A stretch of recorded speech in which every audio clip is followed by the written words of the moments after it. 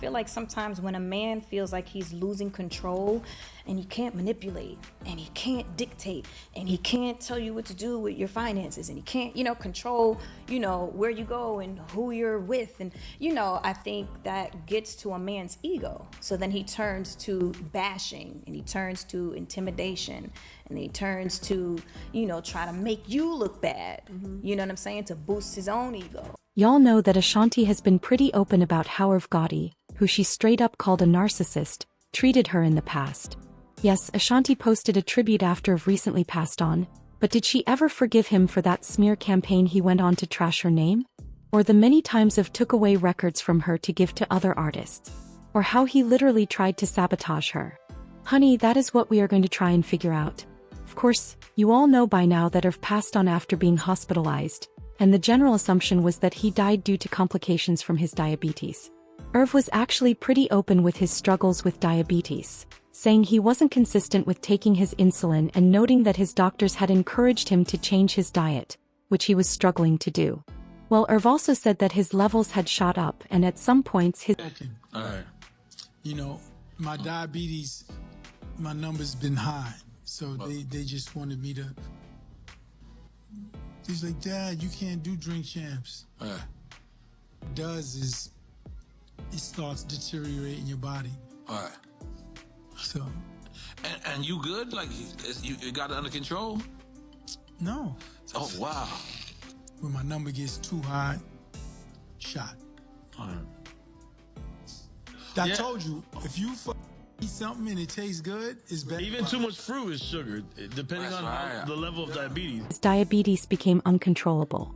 Well, unfortunately, he did not make it out of his last hospital visit, and as celebrities were pouring out tributes to him, fans were really keen to see what someone like Ashanti would say, given their very complicated history. Ashanti did react, and she actually kept it pretty classy with her reaction. She wrote on Instagram, "I can't believe things ended like this and it makes me so sad. We weren't on the best of terms the past few years, but as I've always said through our ups and downs, I will forever be grateful for everything that you've done for me." Ashanti also noted that they made history and will remain infinite before adding, "All the greatness and positive things that came far outweigh the dark and negative times. I have always prayed for you to find peace. Sending love and prayers to the entire family. Rest well. Rest in peace."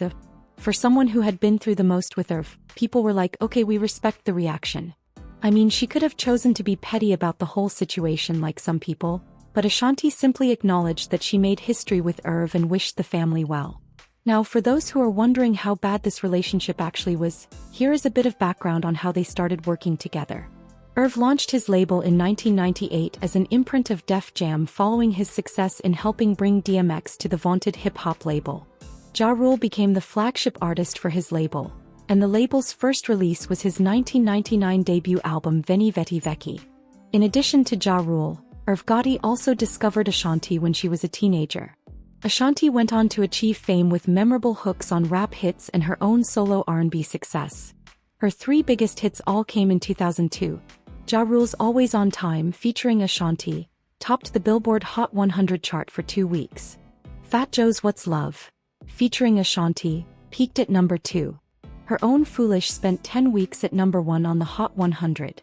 But even though Irv was responsible for some of Ashanti's greatest hits, he was also the one person who caused her a lot of pain in the industry. For instance, one of the things that really hurt Ashanti was when he took records from her and gave them to other artists like Jennifer Lopez. Remember when J.Lo released I'm Real in September 2001? That song was lifted from her second studio album. But according to Ashanti, that song was supposedly being saved for her.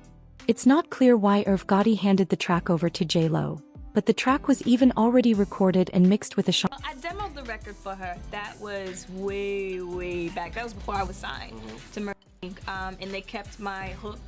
And, they kept some of the backgrounds and ad-libs and stuff like that. And it was funny. It was a bittersweet because I was really excited because it was J-Lo. You know what I mean? But I was so mad at Irv because I was like, I wanted that record.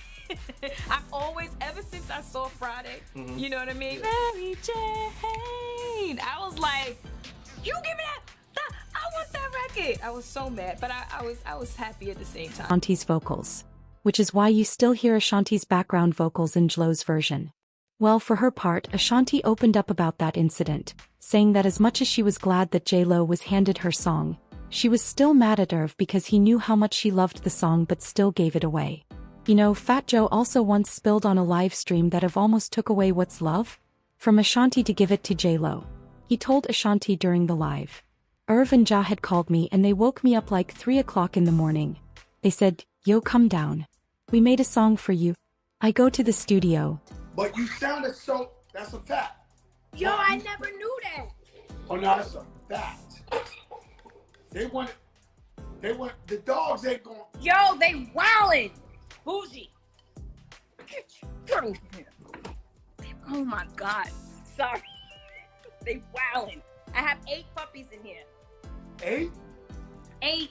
My dogs had 6 babies, so it's 2 adults and 6 babies. You want to buy one? Nah, I don't want to buy no dogs. I'm good. I got one dog. His name is Bismarcky. And he's a little multi. I love him to death. And that's it. So go ahead. What was you saying? You said that was supposed to keep it J-Lo? They had J-Lo. They wanted J-Lo to do it. And I was like, yo, J-Lo. I said, this the girl we use at Pun. I said, she sound amazing on here. And they was like, yeah, but we want the Latino, you know. And I was like, nah, we leaving her there. And that's how that went down. Yo, do you know I never knew that? No, it's a fact, though. I'm not lying to you. Oh my God, yo, he stayed pulling records or trying to pull records from me. No, stop. We not. That, damn. What the? It was like 4 o'clock in the morning. They played What's Love? And they were telling me, yo, this is for you and J-Lo. We want the Latinos on this. Fortunately, Fat Joe was not willing to do that song with anyone else other than Ashanti, and he insisted that Ashanti stay on the record.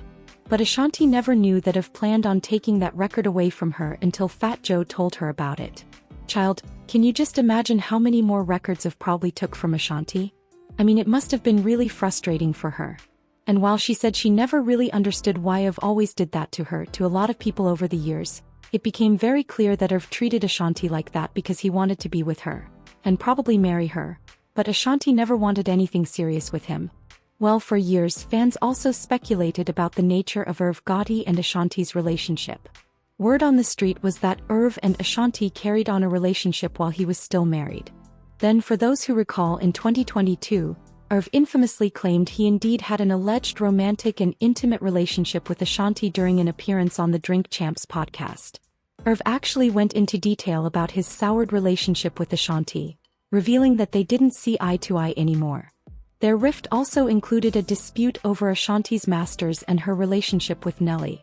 He even publicly described his emotional reaction to discovering their relationship during the same interview, recounting how he learned about it while watching sports. "I was at home.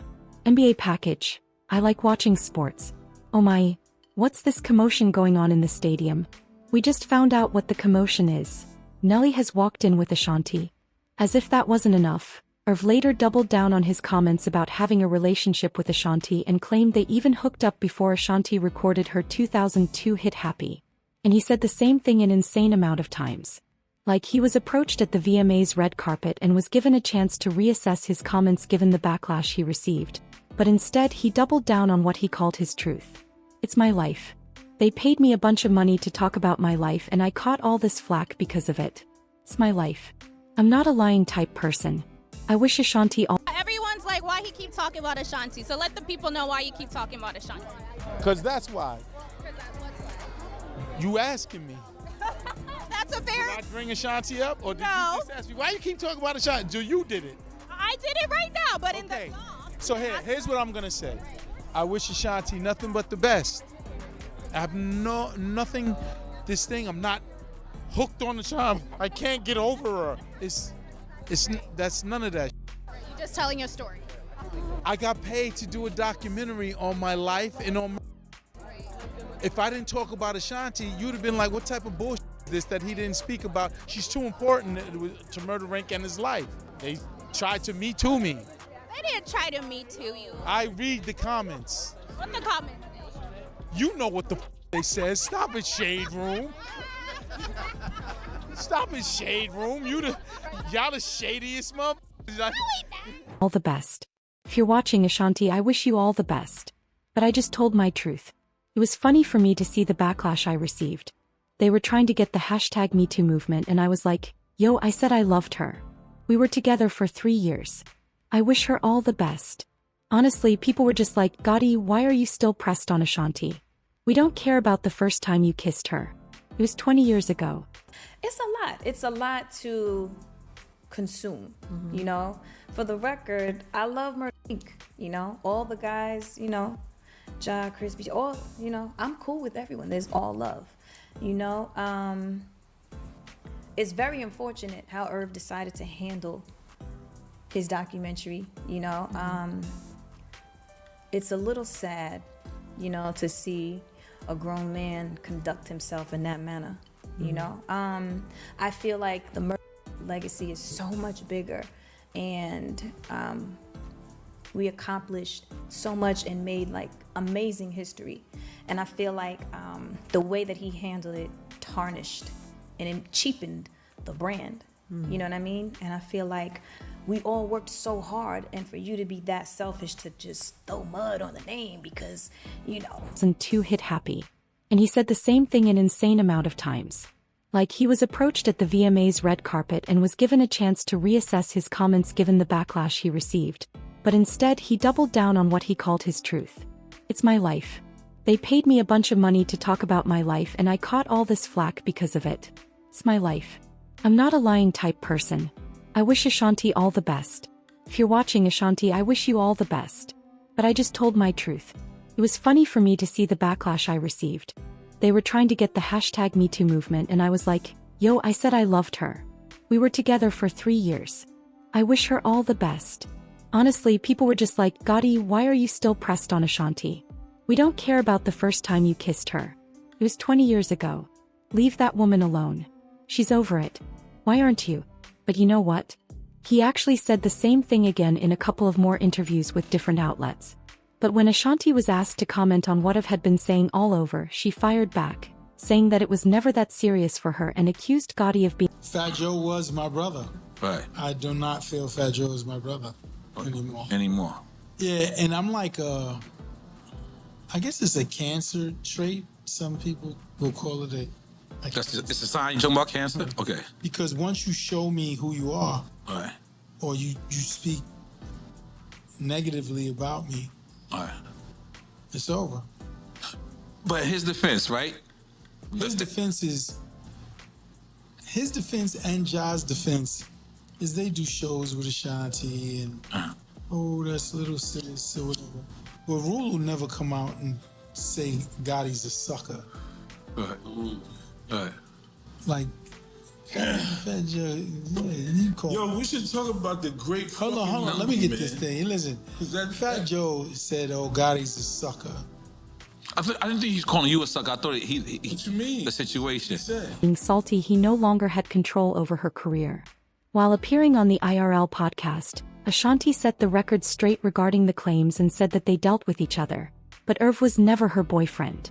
First of all, Ashanti did say that Irv's team reached out to her to participate in his documentary, and she turned them down. Let me know in the comments section below.